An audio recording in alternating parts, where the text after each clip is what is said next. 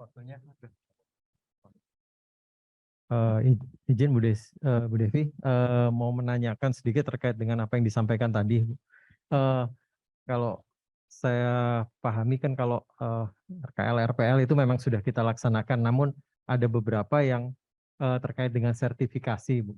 Nah, pengalaman dari selama ini yang dilaksanakan karena kebetulan MLJ ini kita sudah obligasi dan mengikuti ketentuan dari POJK ya. Yang saya khawatirkan mungkin kita juga harus memenuhi peraturan yang sedemikian lumayan ketat nih.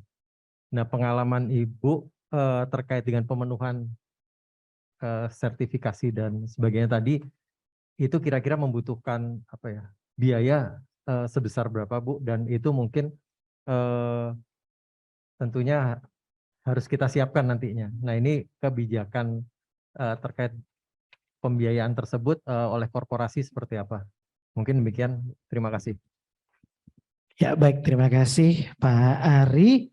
Boleh penanya kedua? Jadi kita buka dulu untuk dua penanya. Baik, Pak Charles. Silakan Pak Charles. Baik, terima kasih. Tadi ada yang sertifikasi tentang green torlut ya, Bu Lisa ya. Mungkin yang untuk yang APJT konstruksi sebaiknya itu diingatkan ya. Karena setahu saya itu untuk sertifikat green torlut itu salah satunya itu kan ada syarat-syarat tadi seperti tadi dipaparkan material apa yang ramah lingkungan macam-macam ya. Nah, mumpung proyeknya sedang berjalan, itu apa aja yang dibutuhkan sehingga nanti sewaktu menginput ke aplikasi yang dibuat Pak Jus tadi ya, dari timnya Pak Gandes itu tinggal input.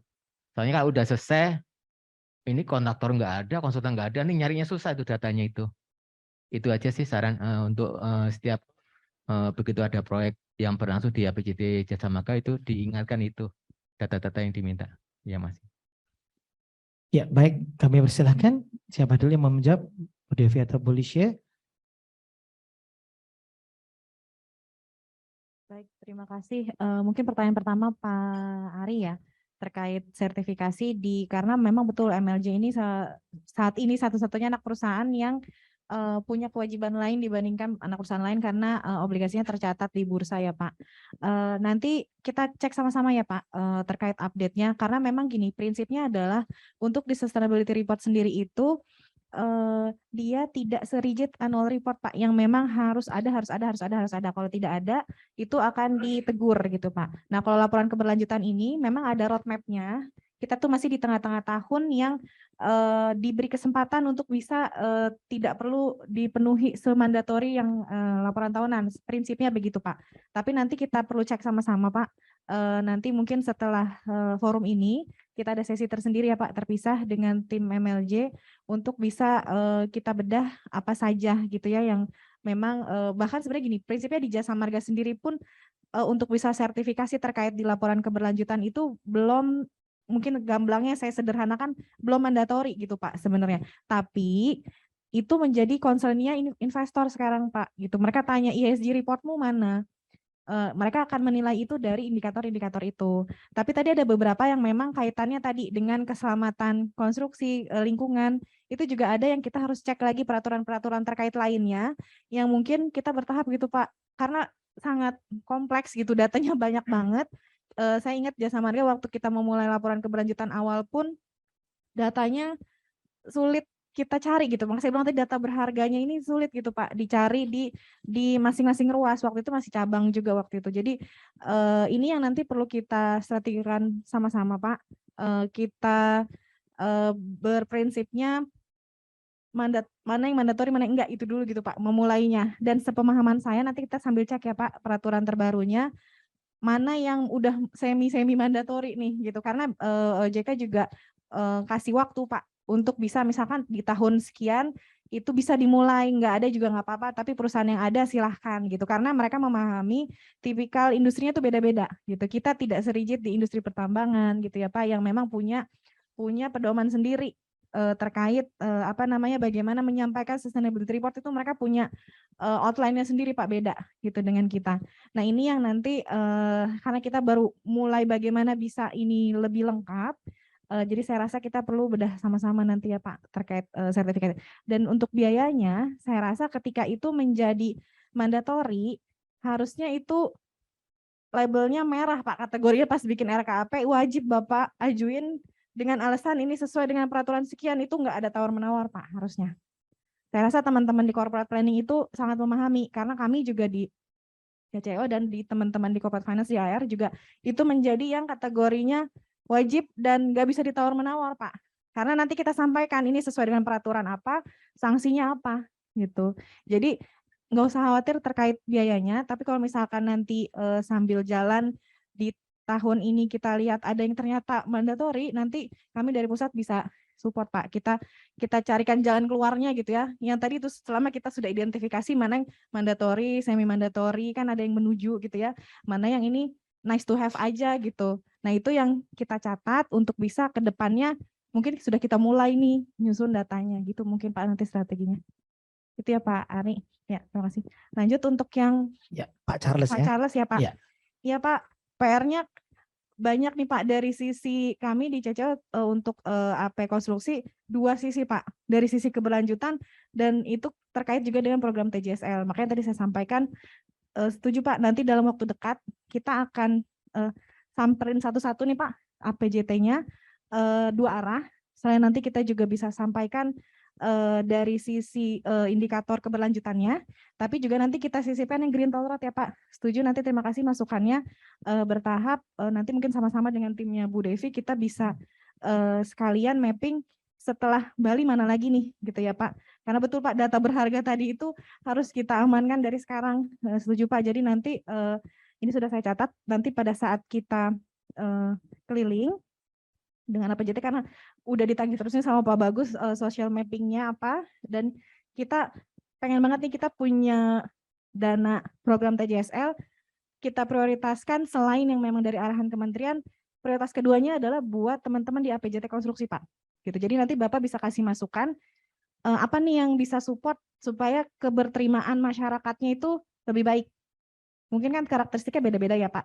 Nah, saya rasa indikator dari Green Toll Road itu sendiri sih kurang lebih juga mirip-mirip ya Pak dengan apa yang harus kita siapkan. Itu ada dari akses, kelayakan, pelayanannya kan saya rasa itu sudah otomatis dilakukan ya Pak, ada di SPM juga. Terus juga tambahannya terkait ini ada efisiensi energi, efisiensi air, terus bagaimana lingkungannya, pelestarian taman, kebersihannya gitu Pak. Terus juga penggunaan material yang bersifat ramah lingkungan. Terus juga bagaimana penyelenggaraan konstruksi sama kerjasama kewilayahan. Nah itu nanti mungkin usul Bu Devi kriteria Green Toll Road ini juga bisa disampaikan ke seluruh peserta FGD ini supaya bisa menjadi masukan awal ya Pak Charles ya. Bagaimana nanti APJT lain yang masih konstruksi itu bisa mulai nyicil dari sekarang data-data berharga itu. Siapa? Terima kasih atas masukannya. Ya baik, terima kasih Bu Lisya. Bu Devi, mungkin ada yang mau ditambahkan? Oh baik, karena ini diskusi juga mungkin ada. Oh ada tambahan, oke Mbak Hera silakan, ada yang mau ditambahkan. Baik, izin menambahkan penjelasan tadi yang sudah disampaikan Bu Lisya terkait dengan biaya sertifikasi, baik itu ISO maupun GTRI. Jadi izin terkait dengan biaya sertifikasi ISO, Pak Charles dan Pak Ari, memang ini tergantung dari beberapa kriteria. Yang pertama kalau terkait dengan, khususnya karena topik hari ini adalah pembahasan terkait dengan lingkungan, untuk yang terkait ISO lingkungan itu kriterianya pertama dihitung dari jumlah karyawan. Jadi sebagai contoh misalnya di JJS jumlah karyawan tetapnya berapa, saya izin berdiri ya Pak. Jumlah karyawannya berapa, kemudian ruang lingkupnya. Jadi katakanlah kalau memang ini ruang lingkupnya hanya untuk ruas Japek Selatan, maka akan berbeda dengan yang ruang lingkupnya sampai dengan katakanlah seperti kantor pusat metropolitan ya. Seluruh ruas itu pasti akan nanti ada perhitungan yang berbeda. Kemudian yang tadi terkait dengan Green Toll Road, sesuai dengan yang tadi sudah disampaikan, memang mekanismenya ada self assessment terlebih dulu Pak Charles. Jadi kami mendorong ke Bapak Ibu di APJT untuk bisa mempelajari dulu di ratingnya gitu ya. Kalau memang sudah cukup firm bisa mengikuti self assessment. Nah, self assessment ini baru di level internal jasa marga. Gunanya untuk apa? Gunanya untuk mapping apa-apa saja yang memang perlu diperlengkapi dari sekarang. Karena yang kami khawatirkan adalah dokumen prasyaratnya belum lengkap gitu. Jadi kalau memang dokumen prasyaratnya belum lengkap, contoh dokumen prasyarat itu pertama terkait dengan PPJT, AMDAL, Andalalin gitu ya, yang kita ketahui beberapa ruas mungkin sebelum tahun 2015 belum sepenuhnya lengkap gitu. Nah ini yang nanti kita dorong supaya bisa diperlengkapi dulu untuk bisa baru masuk ke eksternal, asesmen eksternal gitu. Dan itu dari pihak ketiga, bukan dari pihak Jasa Marga. Mudah-mudahan di tahun depan nanti rekan-rekan dari ruas Marga Trans Nusantara bisa menyusul karena saat ini dari ruas Bali Tol sudah menyelesaikan tahapan external assessment dan masih menunggu konfirmasi untuk hasil asesmennya. Lebih kurangnya seperti itu Mas Fahmi, monggo dilanjut. Ya baik, terima kasih Mbak Hira. Baik, langsung aja sekarang lanjut dengan Pak Hari. Sebentar, mana ya tadi mic-nya? Sayang, ini biar di sini.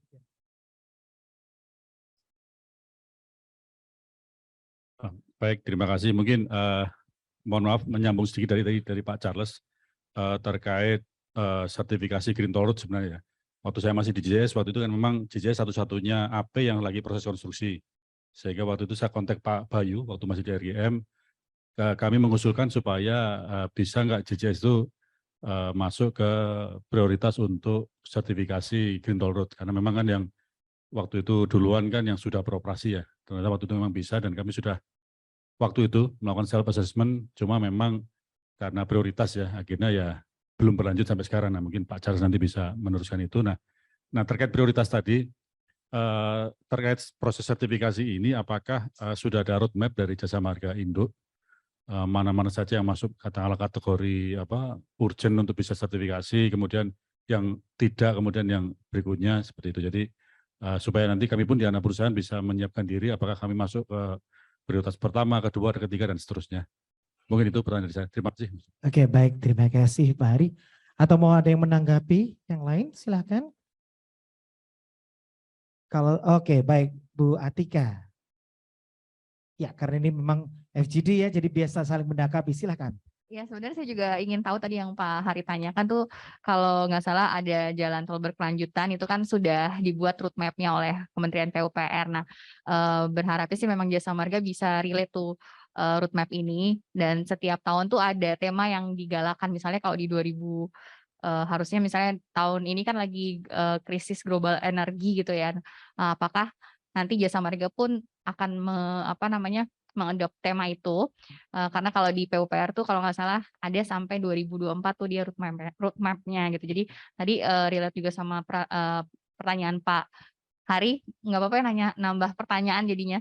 Apakah Jasa Marga sudah membuat roadmap-nya ke depan untuk jalan tol berkelanjutan? Jadi misalnya kayak mulai ruas-ruas mana aja yang akan disertifikasi, lalu temanya apa tahun ini yang lebih yang berhubungan dengan tema di globalnya gitu.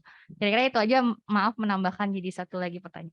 Ya baik, terima kasih Bu Atika. Jadi ini masalah roadmap juga. Silakan. Oke, Pak Bayu, monggo. Baik, mungkin izin ini didapat mic nih. Ya, jadi menjawab tadi ya sedikit yang Pak Hari ya. Ya memang sudah disusun Pak roadmap waktu itu. Nah, memang untuk menentukan prioritas waktu itu kita serahkan ya asesmen, kita asesmen masing-masing anak perusahaan. Jadi kita pilih mana yang memperoleh nilai yang terbaik. Nah, memang waktu JJS itu sempat ada isunya itu adalah di jumlah tol yang sudah beroperasi ya. Ya, jadi harus 20% daripada total ruas itu sudah beroperasi. Nah, ini yang kami coba komunikasikan kepada Green Toll Road Indonesia. Tetapi dari mereka cukup berkeras, jadi agak sulit ya. Sehingga dari itu prioritasnya akhirnya kita lihat dari hasil asesmen yang dilakukan kepada masing-masing anak perusahaan. Nah kebetulan dari hasil asesmen ini memang yang paling siap secara dokumen adalah dari JBT dan juga MTN. Nah dari teman-teman sebenarnya sudah menyusun juga untuk proses berikutnya, tetapi seperti yang disampaikan ya, kenapa self assessment ini penting? Karena waktu untuk bisa menjawab daripada temuan itu sangat terbatas. Jadi kami melihat mana sih anak perusahaan jalan tol itu yang lebih siap untuk memperoleh Green Toll Road ini. Dan juga dari keterbatasan dari sisi anggaran. Nah ini mungkin ke depan kalau anggaran kita sudah semakin ini, teman-teman semakin banyak nih yang bisa ikut. Tetapi kita penting sekali untuk hasil dari self assessment ini nih. Karena ada beberapa yang memang kalau dokumennya sulit dipenuhi, itu kami khawatir akan sulit untuk memperoleh daripada sertifikasi. Mungkin gambarannya waktu itu prosesnya seperti itu. Baik, terima kasih. Ya baik, terima kasih Pak Bayu. Bu Devi ada mau ditambahkan? Monggo. Jadi kurang lebih nanti kan hasilnya ada 3 Bapak Ibu. Kalau hasilnya itu pemenuhan kriterianya adalah gold, minimum penilaian hasilnya itu minimum 85% Pak.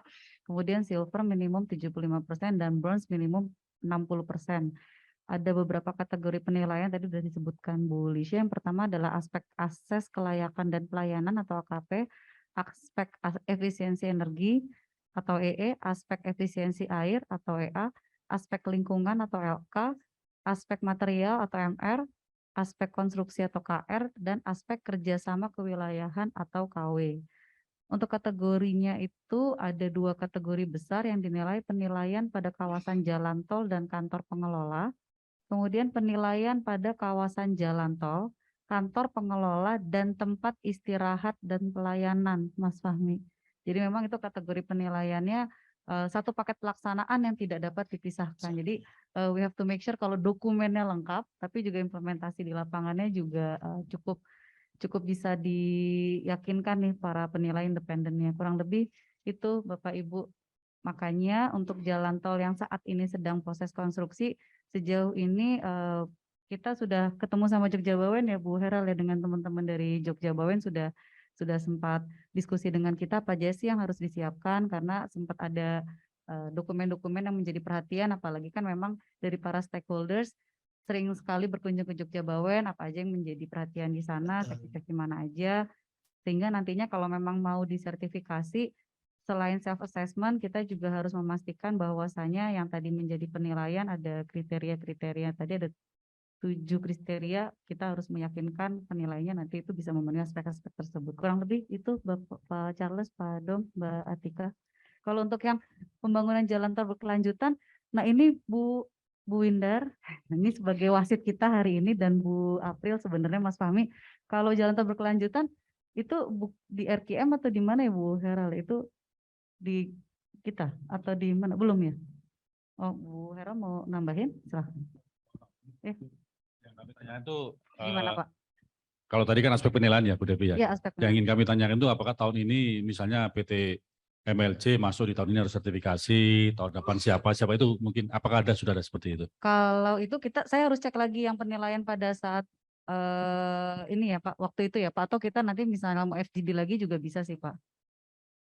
Kalau mau FGD lagi itu juga bisa. Kalau yang sebelumnya sih itu self assessment waktu itu FGD juga ya Pak Bayu ya.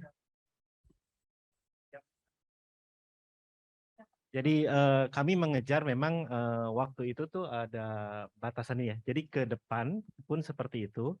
Memang kita ada target Pak ngikutin yang itu ya, tol berkelanjutan. Di mana 2024 itu tol berkarakter khas kalau nggak salah ya.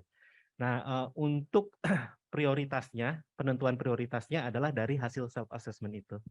Sehingga ya. Nah dari self assessment sebelumnya apakah sudah ada muncul siapa yang siap duluan, mana yang belum, mana yang ini kan tadi kan ada beberapa persyaratan nih. Ya. Kemudian tadi kan Pak Bayu menyampaikan pada saat JJS mengajukan diri ternyata belum memenuhi persyaratan karena ada persyaratan 20% sudah harus operasi. Nah itu kan sebenarnya dari situ kan sudah ketahuan ya mana-mana yang harus bisa lanjut, mana-mana yang masih nunggu dulu.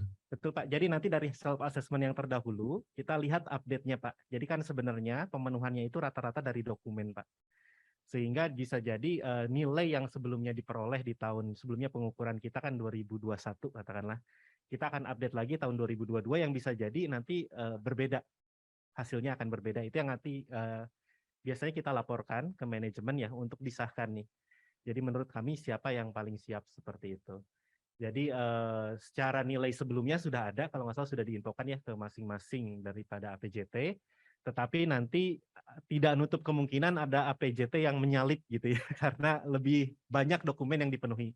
Nah dokumen-dokumen ini memang rata-rata dokumennya cukup banyak Pak, dan itu banyak terkait dengan pas masa pembangunan, ada rencana teknik akhir dan lain-lain gitu. Dan ini ada beberapa memang teman-teman di APJT yang memang apalagi yang pembangunannya sudah cukup lama agak sulit nih memenuhinya. Nah kita lihatnya dari kesiapan dari dokumen itu. Jadi kalau boleh menyimpulkan sebenarnya Ya mohon maaf, tidak ada prioritas dari induk ya. Tergantung masing-masing anak perusahaan mau cepat atau enggak gitu ya. Iya betul, semakin lengkap dokumennya itu kita benar nilai yang terbaik lah dari hasil asesmen self assessment ini kita akan ajukan seperti itu Pak.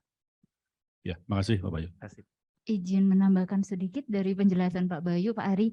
Jadi untuk yang self assessment kita lakukan di tahun 2020 waktu itu setelah JPM dan JBT certified itu masih menggunakan kriteria pertama. Nah, untuk yang sekarang JBT dan nanti MTN itu sudah menggunakan kriteria yang baru. Jadi nanti kami invite kembali rekan-rekan di APJT untuk bisa membaca kembali, mereview kembali dari rating terbaru. Karena rating terbaru di sana memang cukup signifikan dokumen-dokumen terkait dengan compliance.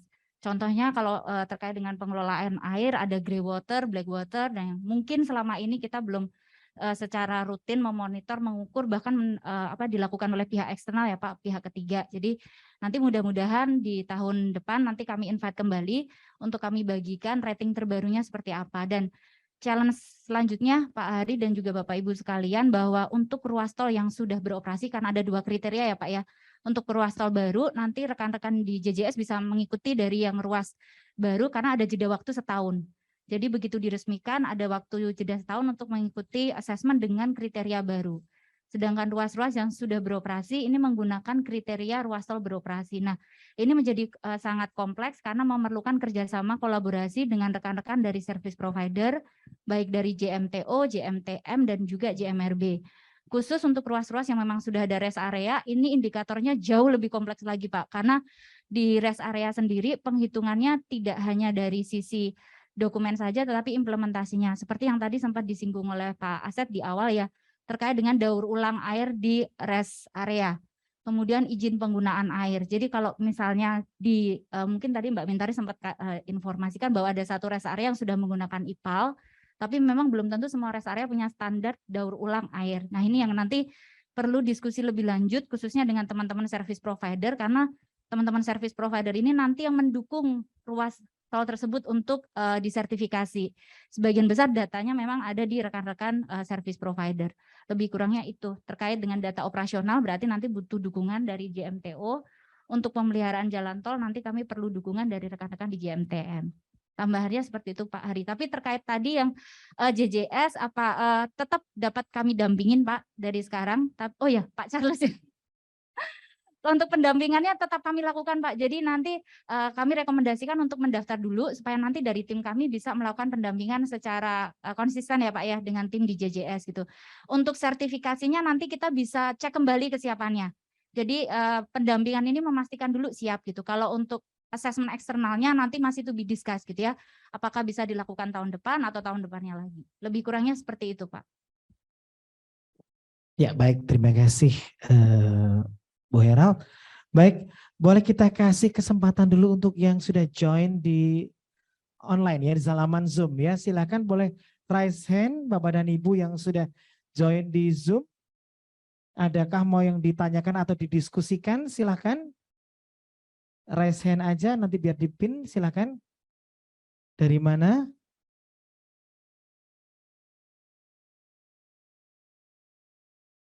Ada? Kalau masih belum ada kita berikan dari Pak Hari lagi. Silakan Pak Hari. Sebentar.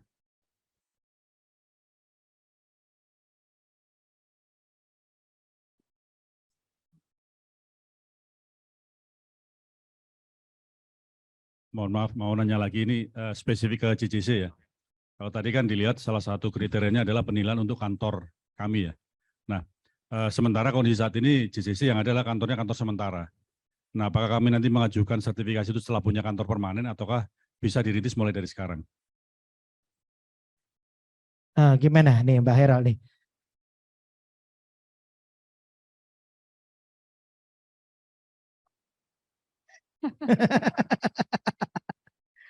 Iya Pak, jadi ini case yang sama yang saat ini dihadapi oleh rekan-rekan JBT karena memang kondisinya kantornya masih berkontrak Pak. Gitu. Jadi memang nanti menjadi ada sebutannya menjadi nilai insentif gitu karena memang bukan di kantor yang dikelola, dibangun sendiri itu. Beda dengan case waktu JPM ya Pak ya.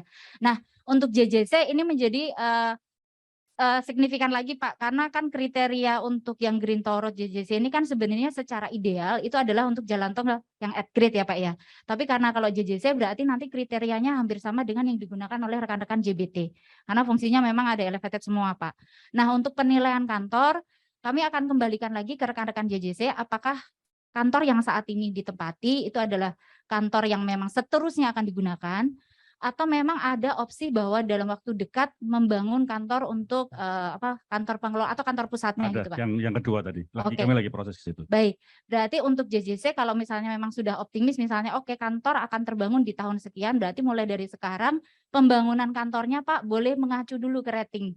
Jadi saat nanti di certified itu memang sudah memenuhi kriteria-kriteria di rating. Nah, salah satu yang menjadi concern untuk pembangunan kantor atau kantor pengelola ini adalah terkait penggunaan ramah lingkungan ya Pak, materi-material ramah lingkungan dan juga tersertified. Plus juga ada standar bahwa memang penyelenggara atau penyedia materinya memang sudah memiliki jarak minimal, ada batasannya nih. Nah ini yang perlu diperhatikan oleh rekan-rekan baik di APJT maupun yang di service provider untuk memenuhi. Lebih kurangnya seperti itu. Batasan jarak tadi gimana ya? Ada Pak, jadi kalau untuk penyedia vendor pelaksana itu minimal ada di 100 kilo. Oh, tetangga sendiri sih nanti rencana. Iya, mudah-mudahan ini ya Pak ya, kalau dari jarak mudah-mudahan aman. Kalau yang di area Jakarta atau Pulau Jawa, memang yang jadi tantangan adalah rekan-rekan nanti yang ada di Sumatera, Kalimantan, dan Sulawesi yang bisa jadi seperti case di JBT juga beberapa memang penyedianya di luar dari batasan radiusnya. Lebih kurangnya seperti itu Pak. Terima kasih Pak Herald. Berarti saya harus ke Bali ini ya. Pak Adi ada, Pak Adi enggak? Pak Adi masih nerima tamu Pak. Kan direksi pada ke sana semua. Iya kan, pada ke Bali semua.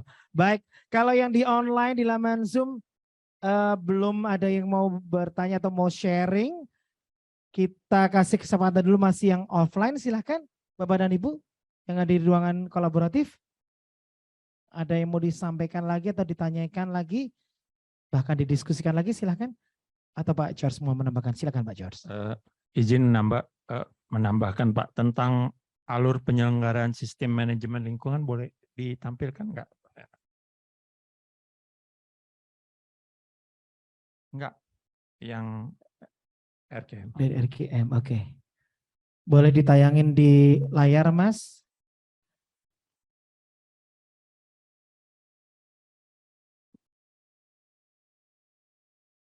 Jadi sekali lagi saya reminder untuk yang di laman Zoom online, silahkan yang mau bertanya atau mau sharing nanti boleh disampaikan ya.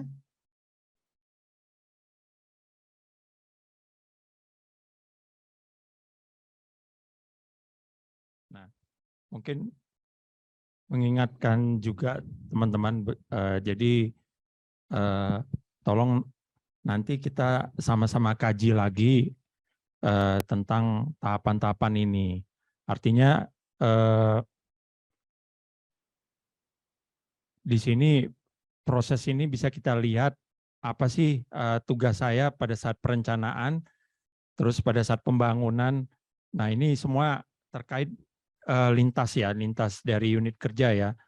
Dan ini memang bisa kita bagi dua ya, ada di masalah pengembangan usaha, yaitu pembangunan dan konstruksi, dan juga di jalan tol yang sudah operasi. Mungkin nanti masukan juga mungkin Bu Devi, misalnya tentang pembangunan EPL.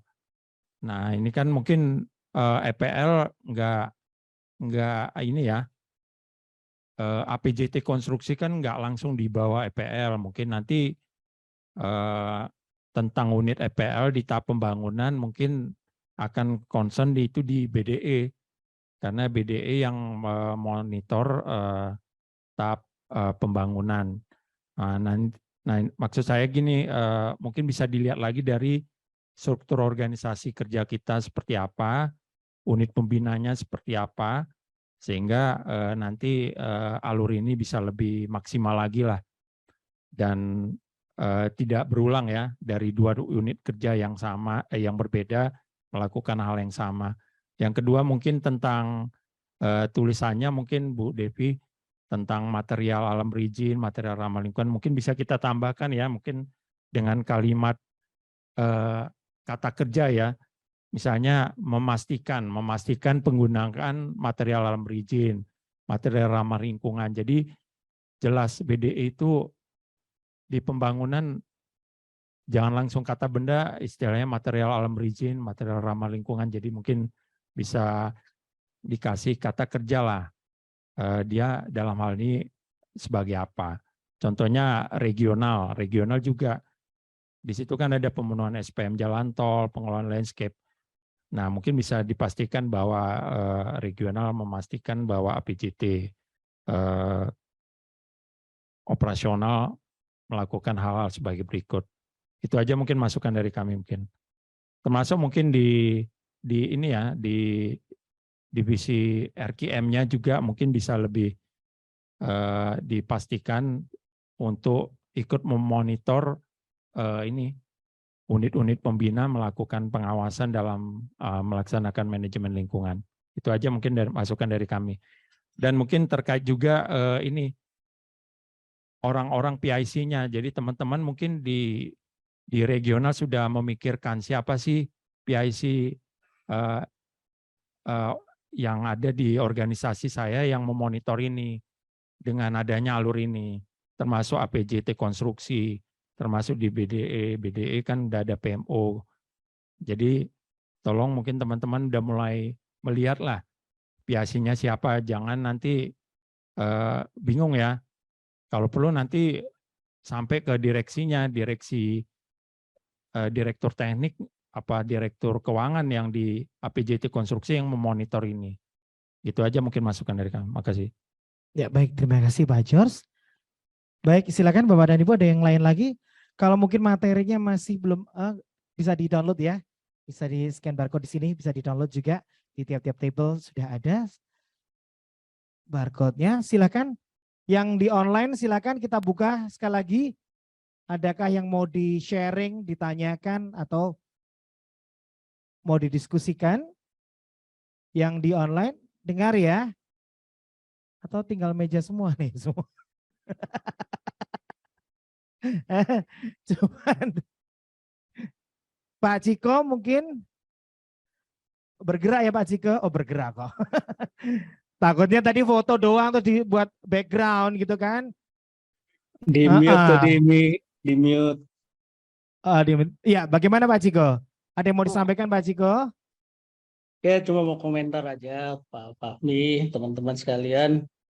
Memang apakah ini mandatori atau tidak, ini yang perlu kami ketahui. Karena memang kegiatan-kegiatan untuk manajemen lingkungan tentunya membutuhkan biaya ya. Seperti gambarannya saja misalnya, ya memang di sini memang tentunya ada extra cost mungkin ya. Sementara kita sendiri kan masih ngos-ngosan gitu ya. Seperti kalau misalnya sumur dalam, itu kan biasanya harusnya pakai meteran. Saat ini sih kami belum pakai meteran. Kemudian juga terkait rest area, nah memang dalam hal ini kami juga membutuhkan dukungan dari teman-teman service provider ya.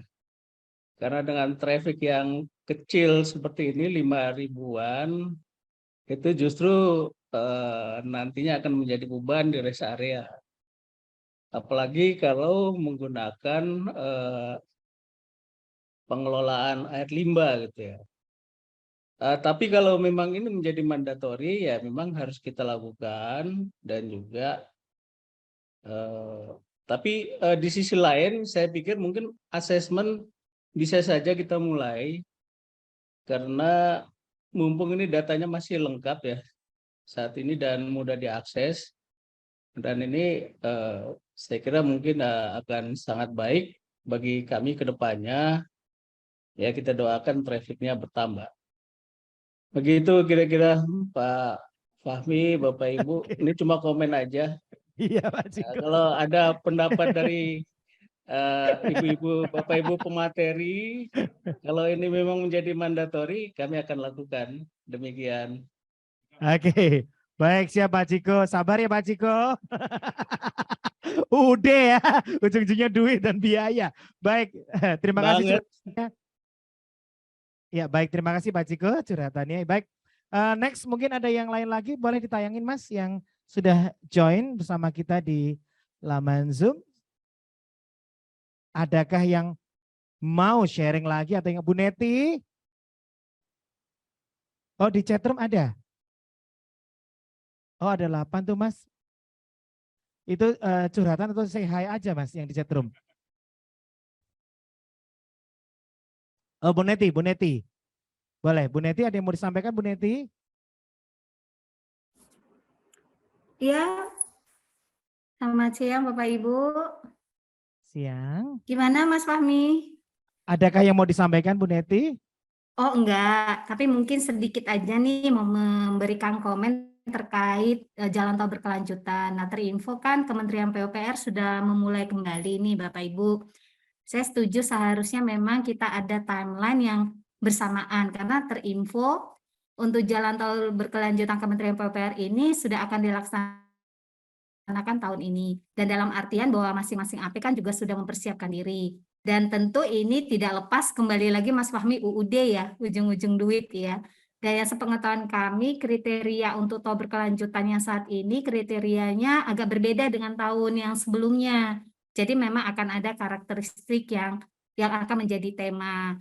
Tapi untuk temanya sendiri kami mungkin baru akan terinfo besok karena terinformasi bahwa undangan sosialisasinya baru akan dilakukan esok hari. Mungkin itu sebagai tambahan dalam artian bahwa kita Jasa Marga juga harus inline, saya setuju sama Bu Atika tadi, artinya konsep yang akan kita susun untuk jalan tol berkelanjutan harusnya inline dengan yang Kementerian PUPR. Mungkin itu aja Mas Fahmi. Ya baik, terima kasih Bu Neti. Jadi kita harus inline ya, sampai yang roadmap dari PUPR juga tentunya. Baik, mungkin ada yang lain lagi di laman Zoom atau yang di offline silahkan. Ada yang mau disampaikan lagi? Bu Atika lagi, baik silakan Bu Atika.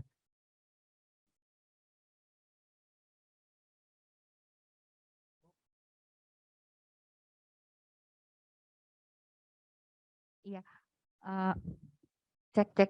Ya, Bu Devi mungkin saya perlu pencerahan atau penjelasan mungkin ya. Tadi sempat baca-baca yang pedoman pengelolaan lingkungan. Itu kalau untuk yang di bidang operasional itu kan sebenarnya lebih mengacu ke SPM ya. Jadi kalau SPM sebenarnya teman-teman sudah menjalaninya dan sudah melakukan monitoring gitu ya.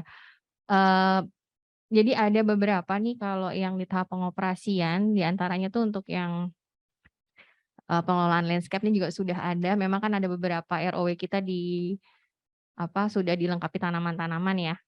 Nah ini kalau modelnya seperti ini berarti suatu mandatory ada 6 poin gitu, katakan tanaman 1, 2, 3, 4, 5, 6 gitu. Nah itu harus terpenuhi semua atau bisa salah satunya gitu.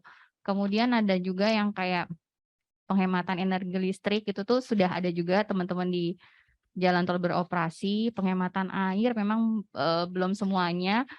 Nah apakah semua persyaratan ini menjadi wajib gitu ya? Atau bisa salah satu dipenuhi? Kemudian juga pengelolaan B3 itu kan nampaknya sebenarnya sih kata Bapak Ibu di sini nanti akan costly, tapi memang kalau memang suatu pedoman yang harus kita jalani dan tadi sejalan juga dengan yang diharapkan dari pemerintah ya tetap harus bisa dijadikan program. Ada juga di ini Bu Devi ada beberapa kalau kita lihat di pemeliharaan jalan tol itu harus pengembangan inovasi dan teknologi. Nah,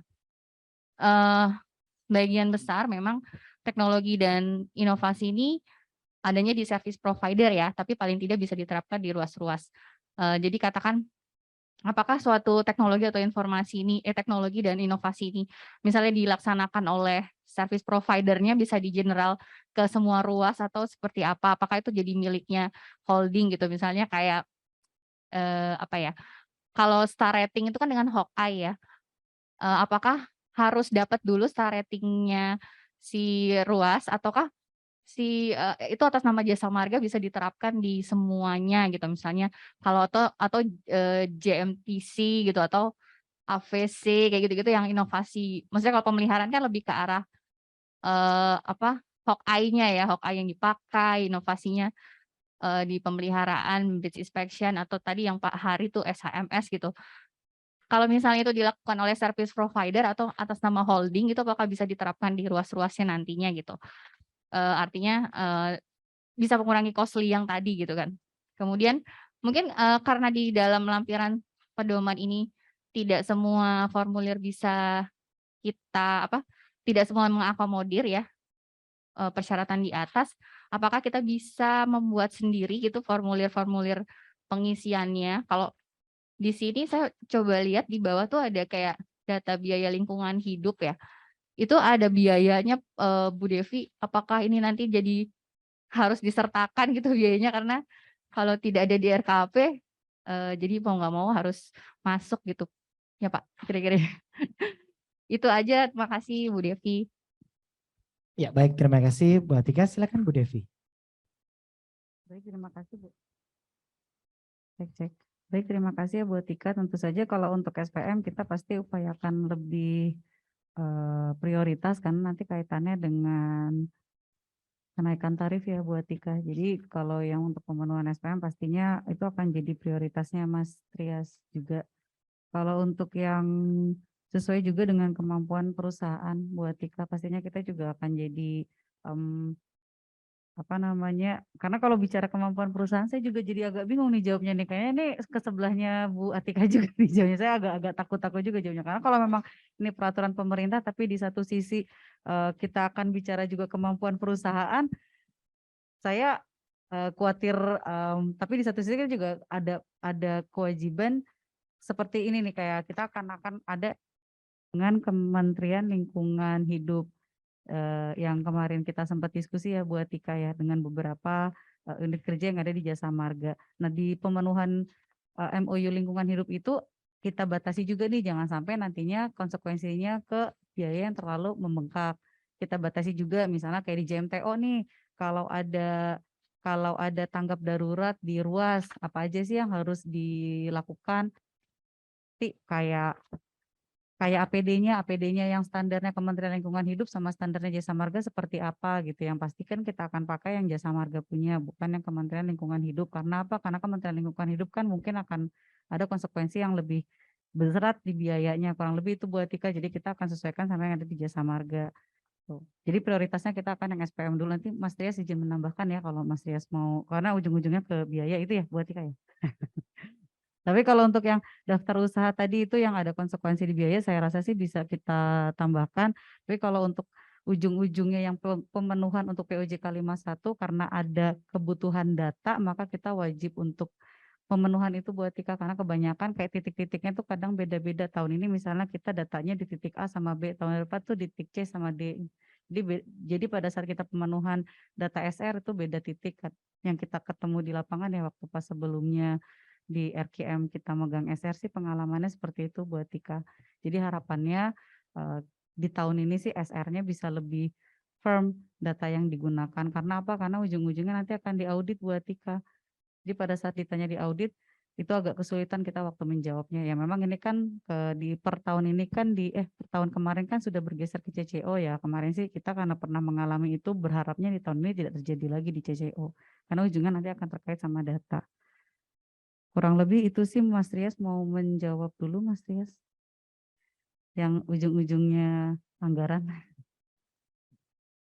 Iya kan temanya tahun ini efisiensi Mas Trias. Saya juga gimana nih Mas Trias? Ya, makasih. Ya jadi untuk misalkan itu mandatori sebenarnya bisa nggak sih di level misalkan diatur ya, misalkan Ya. kalau nggak bertahap, kalau nggak ya paling di level grup misalnya gitu. Jadi nggak Ya. perluas gitu. Jadi kayaknya seperti pemborosan gitu kan. Perluas harus melakukan sesuai dengan yang ditetapkan mandatori tadi.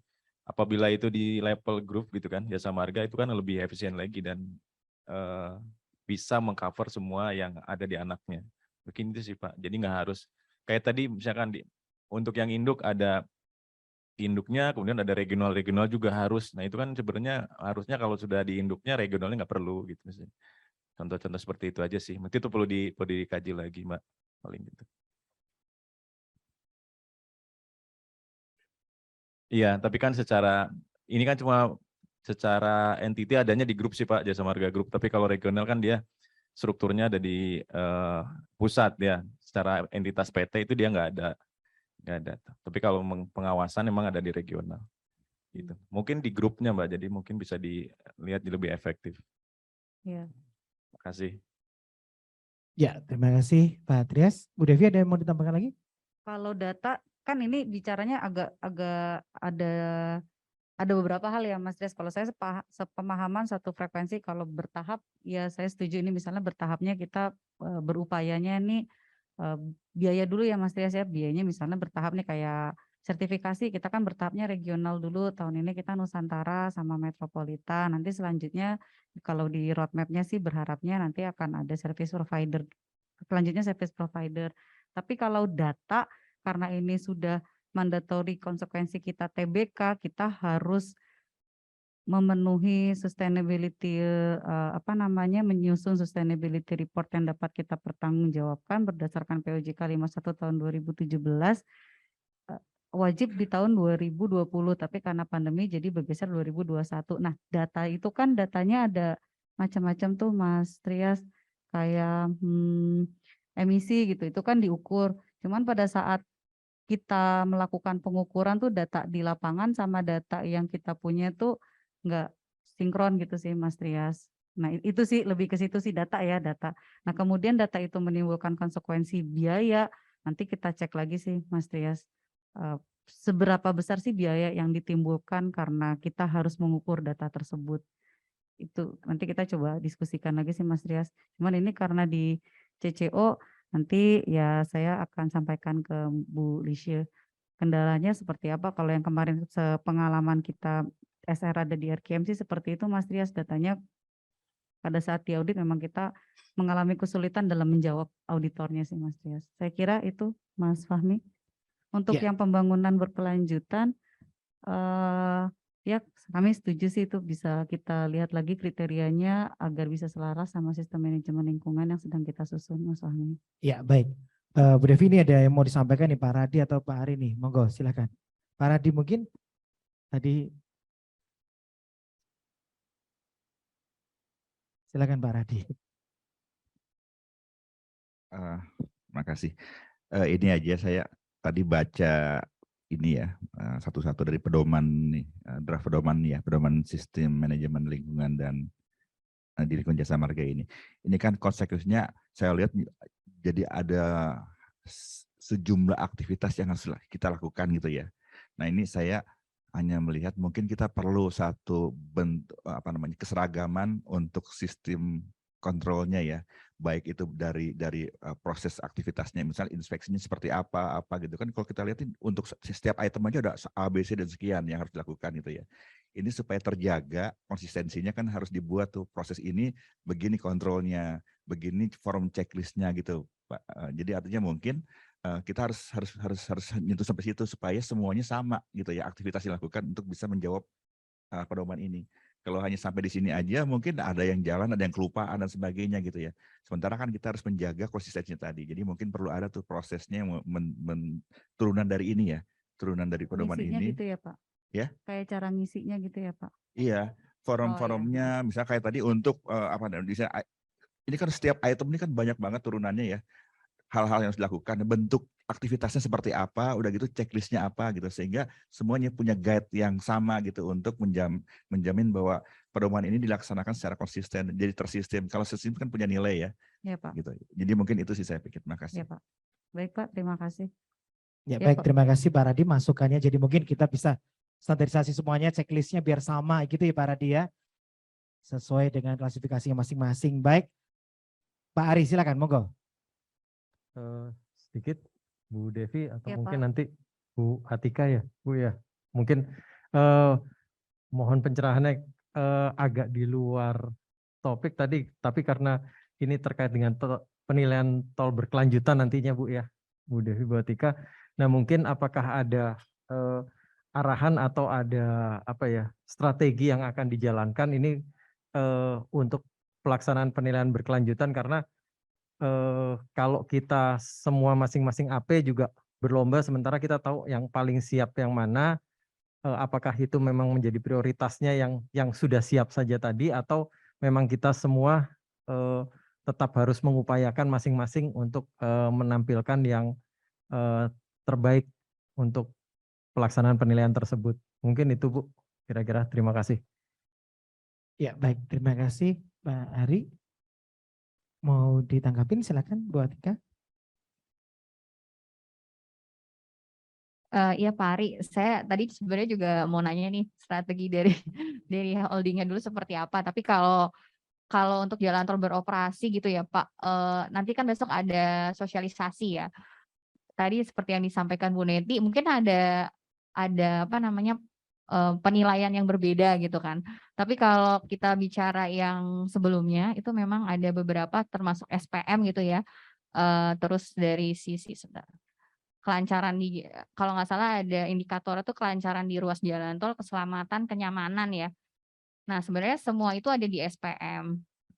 Tapi ada juga yang memang di luar beyond SPM-nya gitu. Kalau nggak salah di rest area tuh seperti teman-teman regional pun juga sudah memahami atau masing-masing ruas APJT ya.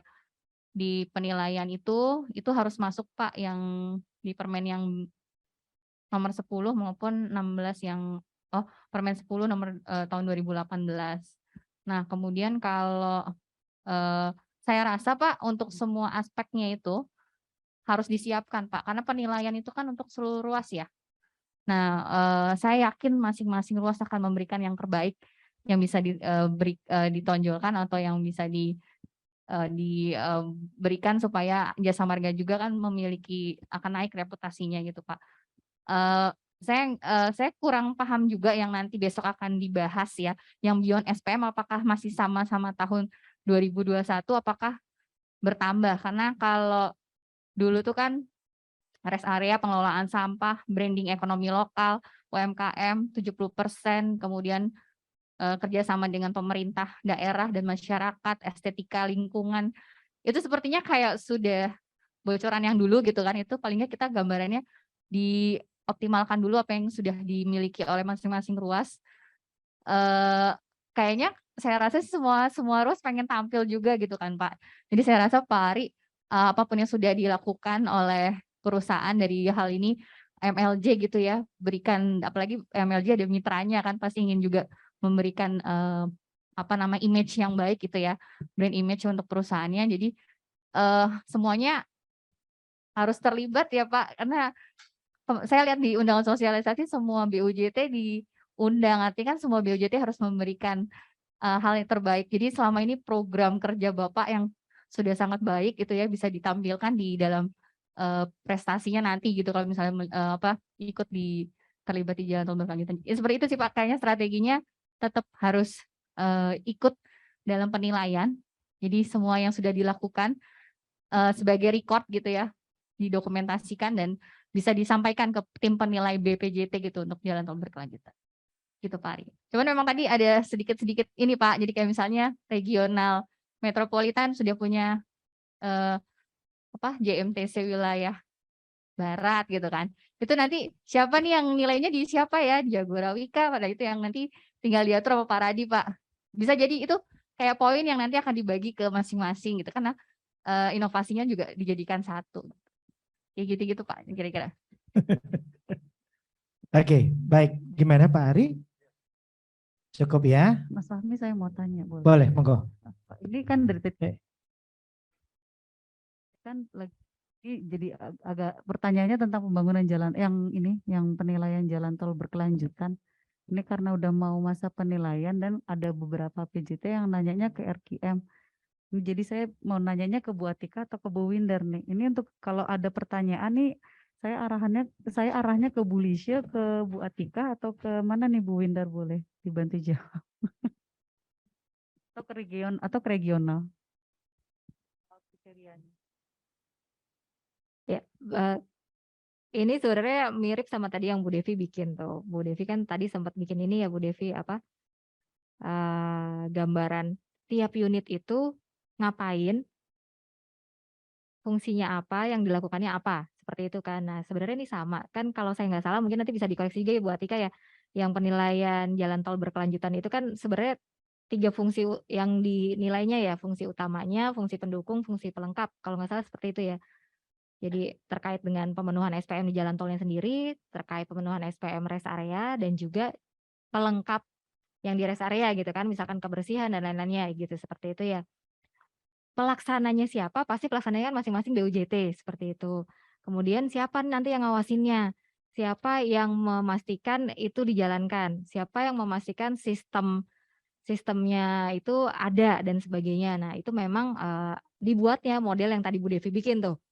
Yang ada pembagiannya siapa-siapanya, matriksnya. Nah, matriksnya betul Pak. Pasti tidak sendirian Bu Devi yang unitnya siapa. Tapi kalau pertanyaannya siapa nih yang bertindak sebagai kalau di sistem manajemen lingkungan tadi sebagai RQM-nya gitu ya, yang memastikan tiap unit itu menjalankan tupoksinya, tiap unit menjalankan apa yang seharusnya dijalankan berdasarkan pembagian di sistem tadi. Nah, itu memang yang belum muncul ya di dalam tupoksi yang nanti perlu ditindaklanjuti lebih lanjut. Namun kalau saat ini yang terlihat memang untuk 3 fungsi utama tadi, 1 di OMM, yang kedua ada di BDE nih untuk yang secara grupnya memonitor secara induknya. Seperti itu sih Bu Devi. Nanti mungkin kita bisa izin Bapak Ibu bisa kita bikin yang lebih lengkap seperti tadi ya Bu Atika terkait yang jalan tol berkelanjutan ini. Seperti itu mungkin Bu Devi, makasih. Ya baik, terima kasih Bu Windar juga sudah menambahkan.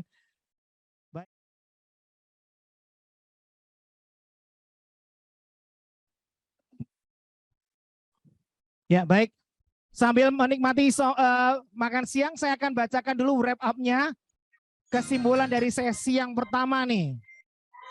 Saya saking excitednya sampai lupa baca. Iya, kesimpulan untuk sesi yang pertama. Ya. Mana?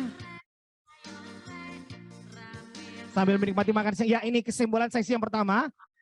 Jasa Marga Group berkomitmen untuk